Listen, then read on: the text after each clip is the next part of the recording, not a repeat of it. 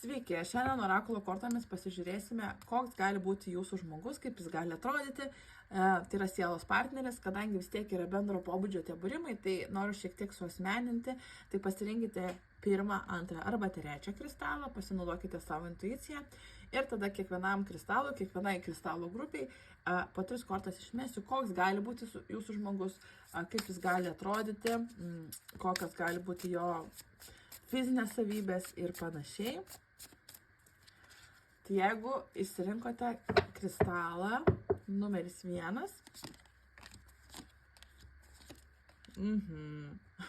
vyras jūsų sielos partneris yra, gali atrodyti jaunesnis nei yra iš tiesų ir žmogus gali būti praktikuojantis. Tai praktikuojantis reiškia, gali jisai būti į ezoterinę pusę, gali būti užsiėmęs jogą, meditaciją, gali būti taros skaitytojas ir panašiai.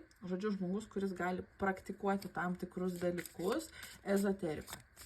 Jeigu pasirinkote antrą kristalą, kokios 3 kortos antram kristalui?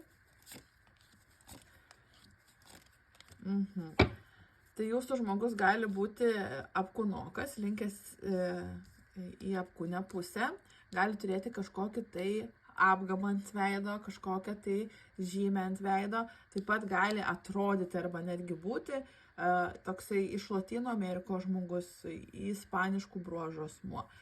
Tai būtų jums taip. Ir trečia, kas išsirinko trečią kristalą, pasižiūrim 3 kortas.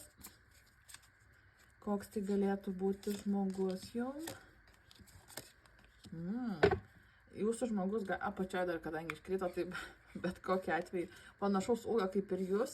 Žmogus, kuris yra gana ekstravagantiškas, mėgstantis save parodyti, gal turi kažkokį tai savitą stilių. Taip pat tokios vidutinės spalvos odos, gali būti šviesiai rusva spalva tokia.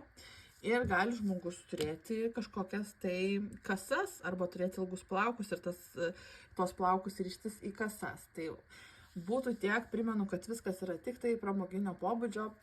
Jeigu norite asmeninių būrimų, galite kreiptis asmeniškai, o dabar būtinai pakomentuokit, kurį pasirinkote jūs. Iki kitų būrimų.